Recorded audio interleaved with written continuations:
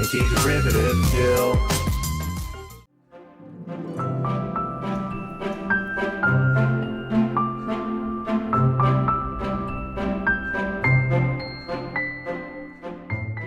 I'm anti-derivative Jill, and joining me on this epic journey is Tygerstripes. I Hello. Yes, hello.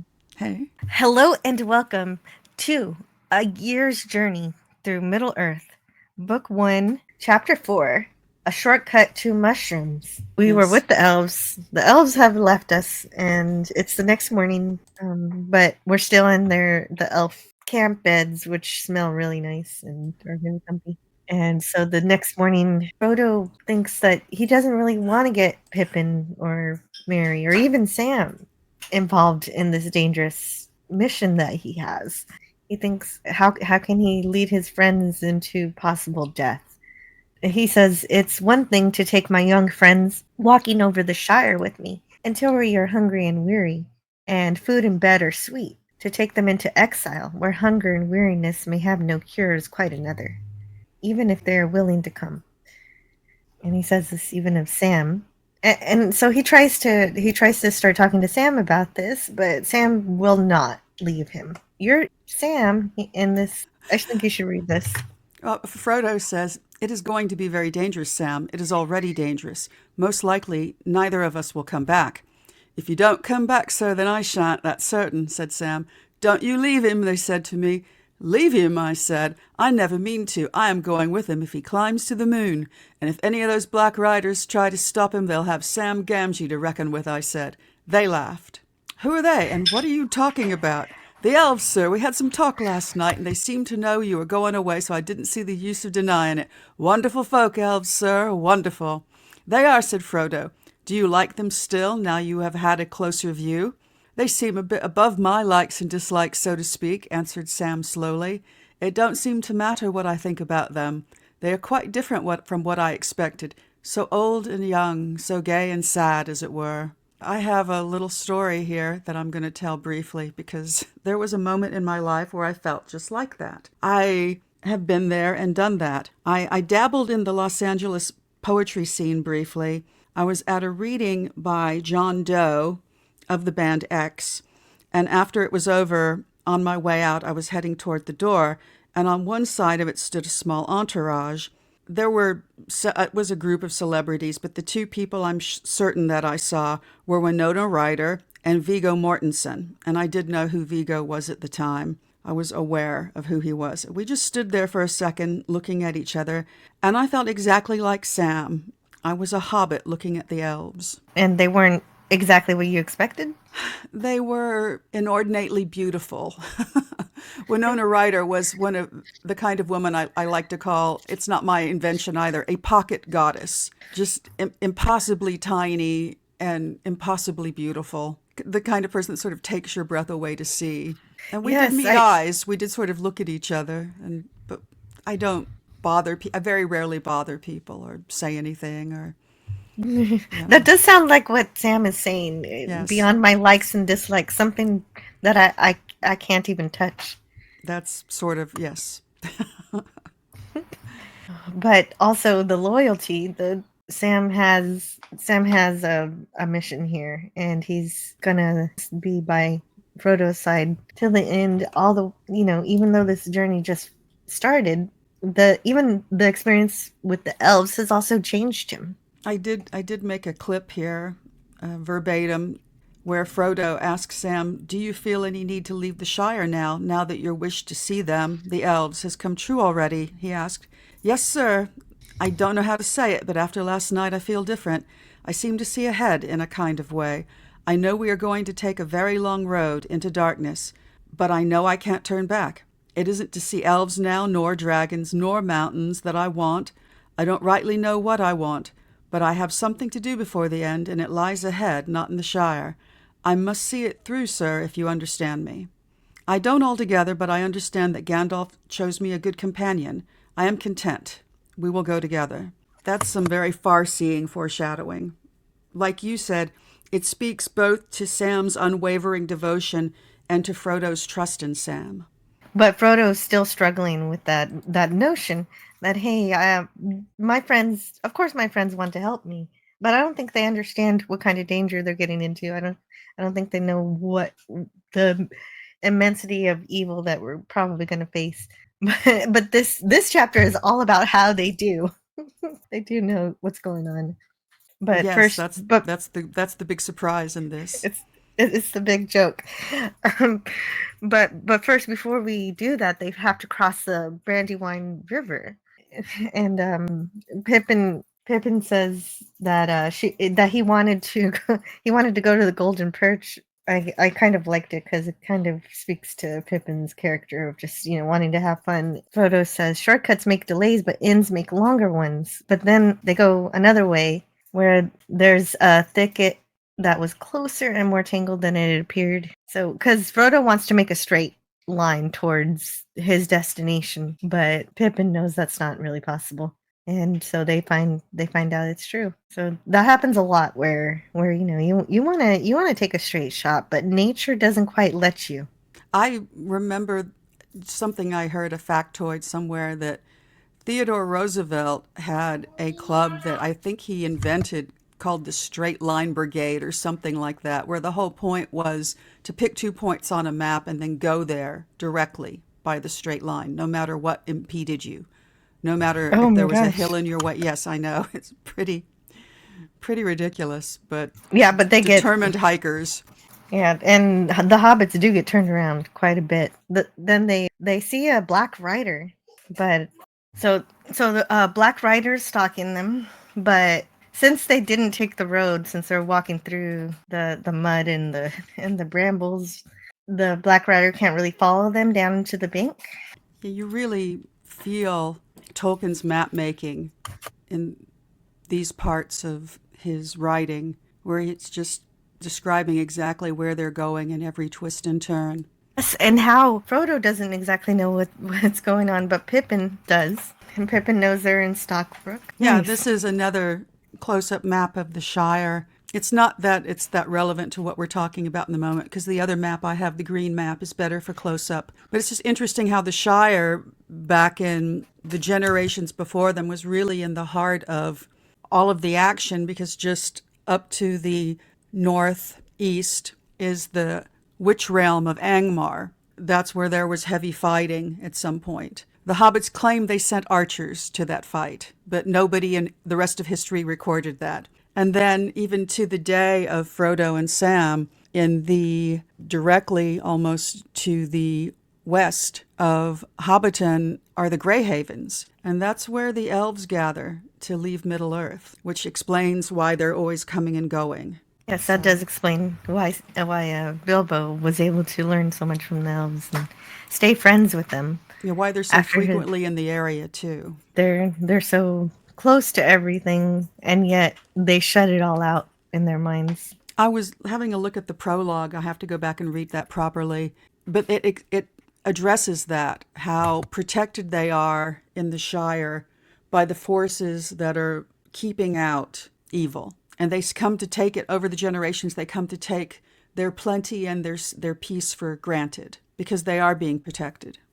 Yeah, and that makes sense. Who's protecting them? Well, I think largely in their era, the Rangers. Before that, before the fall of the king, it would have been the king's men, because they did know the previous ancient kings, and it was the king who allowed them to cross from where they had been living previously westwards and move into the Shire and develop it and own it and claim it as their own. All they had to do to hold up their end of the bargain was maintain the bridges and roads, I believe, and facilitate passage of any of the king's messengers. So their job was to keep peace. And I have to go back and read the prologue carefully, because the prologue is written as history for the rings. It's not from outside of the book the way the foreword is, where Tolkien is talking to us directly, the reader. The prologue is about the writing of the Red Book, which is what the hobbits call the Lord of the Rings. For them, that's the Red Book. The Red Book of Westmarch, I think, is the entire title. yeah, and there's just so much extra to read outside of the chapters of the Lord of the Rings, even after you get through the prologue and appendices. You have the Silmarillion and just all these Oh other my books. gosh. Well, the Silmarillion. Someday I will conquer it, but I don't know when that will be. Me neither. Frodo's new house is very close to the Old Forest. I see now. And of course, they have to cross the river, so that's the Yes, river all of that they have Buckland to is right cross. there next to the Old It's Forest. it's all together. Yes. That's why folks are queer over there. Yeah, and that's why they love the river because it's so close. Like, what are you gonna do? You've got to explore it. Yes. On their way to crossing this river, they stopped for lunch. The elves had filled their bottles with clear, pale gold drink, golden in color. It had the scent of honey made of many flowers and was wonderfully refreshing. So I just wonder how magical this drink was. Oh, I think anything the elves have something to do with has unexpected properties. And along this journey, there are certain times where I think I spot Gollum. I was wondering if you thought that when you heard about a creature who had a long drawn wail, another cry, fainter and further off. Do you think it could be Gollum trying to find the Hobbit's trail, despite the fact that Frodo says no Hobbit has such a voice? No, I think that those are the writers. The thing that's frightening at that point, at some point you start to realize that there are more than one of them, and they're speaking to each other. They're calling to each other. Okay, you know what? That makes more sense. Thank you. Yeah. I was wondering why. On this read through, at some point I said to myself, why is Pippin saying riders to the elves? And he does say, well, at least it's the same one twice, or there's more than one, but the elves immediately know. They know who the riders are. They know there's more than one. They confirm it. Black riders. So at that point, you know that there's more than one. But all of this kind of Yes. comes in slowly. There's a little element of horror here. It's really Yes. wonderful. And they continue their journey, and Pippin realizes where they are. They're on Farmer Maggot's farm, and Frodo he says, the book says, one trouble after another, said Frodo, looking nearly as much alarmed as if Pippin had declared the lane was the slot leading to a dragon's den. And so he's really afraid of Maggot's farm because when he was a little hobbit, he used to steal mushrooms from the farm, and Farmer Maggot would sick his dogs on him and just to chase him off. As Frodo says, they would never have really touched me. I really And love Farmer Maggot. Maggot is such a particular and unfortunate choice of name that I went to a couple of online dictionaries to see if there could be another meaning there. And I found two which are considered archaic. One of them was an odd fancy, whim, but the OED had a secondary definition, which was a magpie. And they said it's now English regional. It may still be in use to call a magpie a maggot. But I think that might have been his intention, that Farmer Maggot was like a magpie. And a magpie is a corvid that's considered to be one of the most intelligent birds, in fact, one of the most intelligent animals. It's the only non-mammalian species to pass the mirror test. And there's all kinds of mythology and sayings about magpies, but one of them is that if it's in the winter and you see one magpie, that's considered bad luck. And so you are supposed to, in order to ward off the bad luck, you're supposed to say, hello, Mr. Magpie. How is Mrs. Magpie and all the little magpies? Which really makes me think of Farmer Maggot, because you really meet his whole family here. I don't know if it's really relevant, but the name Maggot, I'm like, why? Why? But that could be why. And you know what? I'm so glad you looked that up, because this entire time I wondered, why does he have such a name? I Yes, such didn't understand how a that name could that have happened. we really associate with just one thing. Yes, we think, oh no, you Yes, left the garbage outside. Look what's happened. exactly. The fruit flies are in the garbage again. Gross. Yeah, but it makes more sense that it's Magpie, because Farmer Maggot is very clever. He's very intelligent. He's smarter than he looks. A lot of hobbits are. Definitely. And you were talking about how the gaffer was standing up to the writer before. So does Farmer Maggot. It's the Yes. very same thing. Yeah, it just gives me goosebumps to think of how close the Black Riders are to the travelers so many times in these chapters. Yes, yeah, they're on the right trail, but fortunately they haven't crossed paths just yet. Or they have, but not at the same time. Yes, and Farmer Maggot stands up to this Black Rider. Even his dog takes off. Yeah, yeah. won't stand up by him. Yeah, yeah, his The dogs ferocious dog. are not really well, yes, because they can sense the evil. But Farmer Maggot has really great beer too, so a good brew. Pippin found himself more than compensated for missing the golden perch.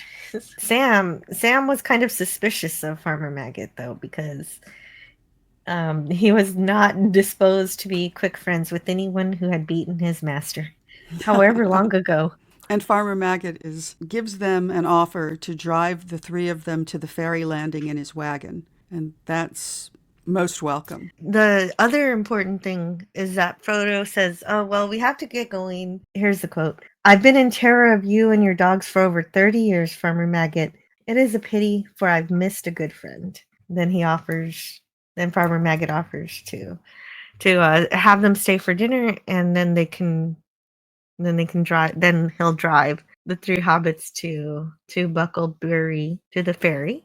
Mrs. Maggot, as they're driving off, says, "You be careful of yourself, Maggot. Don't go arguing with any foreigners and come straight back." So she probably overheard him arguing with that Black Rider. And somewhere along the way, close to the ferry, they see a horse, they see somebody, but they can't tell who it is. And so Sam has Frodo hide, and he says, "Black riders would have to ride over." Oh wait, no wait, this is the narration. "Black riders would have to ride over him to get near the wagon, stepping out in between the wagon and who could be a Black Rider." So there's another hobbit who's standing up to Black Riders. But luckily, it isn't a Black Rider. It is somebody who wants Mr. Baggins. We finally meet up with Mary. Mary. Yes. A king among hobbits. And what does Sam give to Frodo that Mrs. Maggot wanted Frodo to have? The basket. A basket of mushrooms. Yes. Mushrooms and bacon. Om nom. That is a lovely gift. Mighty dish of mushrooms and bacon. And that's chapter 4. Well, we got up to the ferry. That's all for now, and we're going to continue our quest. Stay tuned. This is the end. I'm going now. I bid you all a very fond farewell.